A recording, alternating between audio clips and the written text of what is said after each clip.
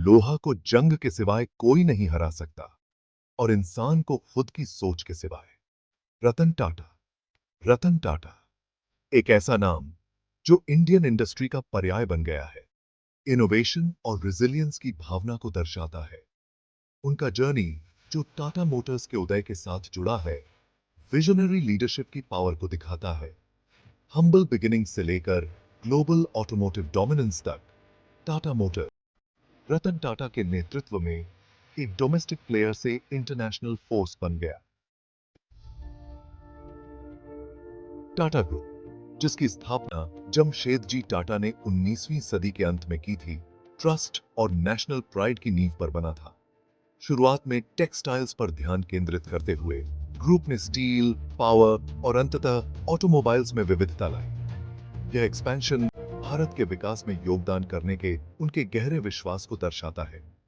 1945 में टाटा मोटर्स की स्थापना इस यात्रा में एक महत्वपूर्ण मोड़ था। इसने नए स्वतंत्र भारत को मोबिलिटी सॉल्यूशंस प्रदान करने के ग्रुप के एम्बिशन को दर्शाया। राष्ट्रीय विकास के प्रति यह कमिटमेंट टाटा मोटर्स की एक खास पहचान बन गई, खासकर रतन टाटा के नेतृत्व में। टाटा परिवार में जन्मे रतन टाटा का पालन पोषण सोशल रिस्पॉन्सिबिलिटी और इंडस्ट्रियल एक्सीलेंस के मूल्यों के साथ हुआ।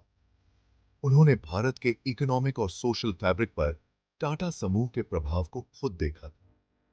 उनकी शिक्षा, जिसमें कॉर्नेल यूनिवर्सिटी से आर्किटेक्चर की डिग्री भी शामिल है, ने उन्हें एक ग्लोबल पर्सपेक्टिव और डिजाइन के लिए अप्रिसिएशन दिया। रतन टाटा के शुरुआती करियर ने उन्हें टाटा समूह के विभिन्न पहलुओं से रूबरू कराया। उन्होंने शॉप फ्लोर लेवल से शुरुआत की, टाटा स्टील और टाटा मोटर्स में वैल्यूएबल एक्सपीरियंस हासिल की। इस हैंड्स ऑन अप्रोच ने उन्हें ग्रुप के ऑपरेशंस की समझ दी और उनके वर्कफोर्स के प्रति गहरा सम्मान पैदा किया। इन शुरुआती वर्षों ने उनके फ्यूचर लीडरशिप की नींव रखी। 1991 में जब रतन टाटा ने टाटा मोटर्स की कमान संभाली, तो इंडियन ऑटोमोटिव इंडस्ट्री एक क्रॉस रोड पर थी। मार्केट में कुछ ही कंपनीज का दबदबा था और कंपटीशन बहुत ज्यादा था। हालांकि रतन टाटा ने एक अपॉर्चुनिटी देखी। उन्होंने एक ऐसे भविष्य की कल्पना की जहां टाटा मोटर्स न केवल डोमेस्टिक डिमांड को पूरा करेगा, बल्कि ग्लोबल स्टेज पर भी कंपीट करेगा। उनका विजन स्पष्ट था, टाटा मोटर्स को इनोवेशन, क्वालिटी और अफोर्डेबिलिटी का पर्याय बनाना। इसका मतलब था स्टेटस क्वो को चुनौती देना, रिसर्च एंड डेवलपमेंट में इन्वेस्ट करना और कंपनी के प्रोडक्ट पोर्टफोलियो का विस्तार करना। इस चैलेंजिंग पीरियड में टाटा मोटर्स को आगे बढ़ाने में रतन टाटा का लीडरशिप महत्वपूर्ण था। उनके स्ट्रेटेजिक डिसीजंस ने कंपनी की फ्यूचर सक्सेसेस की नींव रखी। Section 5, the people's car, a dream called Nano. Ratan Tata के सबसे एम्बिशियस प्रोजेक्ट्स में से एक टाटा नैनो का डेवलपमेंट था। पीपल्स कार के रूप में कल्पना की गई नैनो को लाखों भारतीयों के लिए एक अफोर्डेबल और सेफ ट्रांसपोर्टेशन सॉल्यूशन के रूप में देखा गया था। यह विजन एक सिंपल येट पावरफुल ऑब्जर्वेशन से प्रेरित था। फैमिलीज अक्सर ट्रांसपोर्टेशन के लिए मोटरसाइकिल्स का इस्तेमाल करते हैं, जिससे वे सेफ्टी रिस्क्स, खासकर मॉनसून के दौरान, के लिए खुद को एक्सपोज करते हैं। 2008 में नैनो की लॉन्च को ग्लोबल अक्लेम मिला। इसे इंजीनियरिंग की ट्रायम्फ और सोशल गुड के प्रति रतन टाटा के कमिटमेंट के रूप में सराहा गया।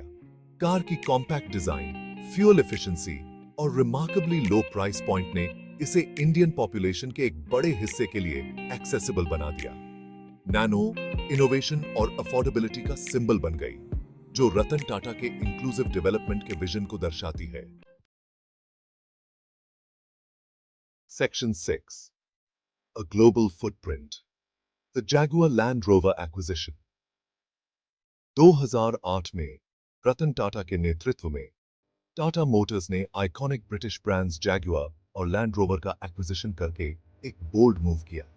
यह स्ट्रैटेजिक एक्विजिशन कंपनी के इतिहास में एक महत्वपूर्ण मोड़ था, जिसने इसे ग्लोबल ऑटोमोटिव स्टेज पर पहुंचा दिया। यह एक्विजिशन केवल टाटा मोटर्स के ग्लोबल फुटप्रिंट के विस्तार के बारे में नहीं था। यह लग्जरी, परफॉर्मेंस और हेरिटेज के लिए जाने जाने वाले रिनाउंड ब्रांड्स को हासिल करने के बारे में था। रतन टाटा ने इन ब्रांड्स की वैल्यू और टाटा मोटर्स के ग्रोथ में कंट्रीब्यूट करने की उनकी पोटेंशियल को पहचाना। टाटा के नेतृत्व में जैगुआर लैंड रोवर ने एक रिमार्केबल ट्रांसफॉर्मेशन देखा। न्यू टेक्नोलॉजीज, डिजाइन और मैन्युफैक्चरिंग कैपेबिलिटीज में इन्वेस्टमेंट ने ब्रांड्स को फिर से जीवंत कर दिया और उनकी पुरानी ग्लोरी को वापस लाया। Section 7, beyond business, a legacy of giving back. Ratan Tata की लेगेसी बिजनेस की दुनिया से कहीं आगे तक फैली हुई है। सोशल रिस्पॉन्सिबिलिटी में दृढ़ विश्वास रखने वाले वह टाटा ट्रस्ट्स, जो भारत के सबसे पुराने और सबसे बड़े फिलैंथ्रोपिक ऑर्गेनाइजेशंस में से एक है, के पीछे एक ड्राइविंग फोर्स रहे हैं। उनके पूर्वजों द्वारा स्थापित ट्रस्ट्स पॉवर्टी एलिविएशन और हेल्थ केयर से लेकर एजुकेशन और डिजास्टर रिलीफ तक कई तरह के इनिशिएटिव्स में लगे हुए हैं। फिलैंथ्रोपी के प्रति रतन टाटा की पर्सनल कमिटमेंट ट्रस्ट्स के एंडेवर्स में उनके कॉन्ट्रीब्यूशंस और एक्टिव इन्वॉल्वमेंट में साफ दिखाई देती है। उनके गाइडेंस में ट्रस्ट्स ने लाखों भारतीयों के जीवन को टच करते हुए अपनी रीच और इम्पैक्ट का विस्तार किया है। सोशल गुड के प्रति उनका डेडिकेशन टाटा के समाज को वापस देने के फिलॉसफी को दर्शाता है। Section 8, inspiring generations, the enduring impact of Ratan Tata. Ratan Tata का जर्नी दुनिया भर के एस्पायरिंग एंटरप्रेन्योर्स और बिजनेस लीडर्स के लिए एक इंस्पिरेशन है। इनोवेशन में उनका अनवेवरिंग बिलीफ, सोशल रिस्पॉन्सिबिलिटी के प्रति उनका कमिटमेंट और कॉम्प्लेक्स चैलेंजेस को नेविगेट करने की उनकी क्षमता ने इंडियन और ग्लोबल बिजनेस लैंडस्केप पर एक अमिट छाप छोड़ी है। अपने आसपास के लोगों और समुदायों का उत्थान करना केवल फिलैंथ्रोपी नहीं है, यह अच्छा बिजनेस है, रतन टाटा ने कहा।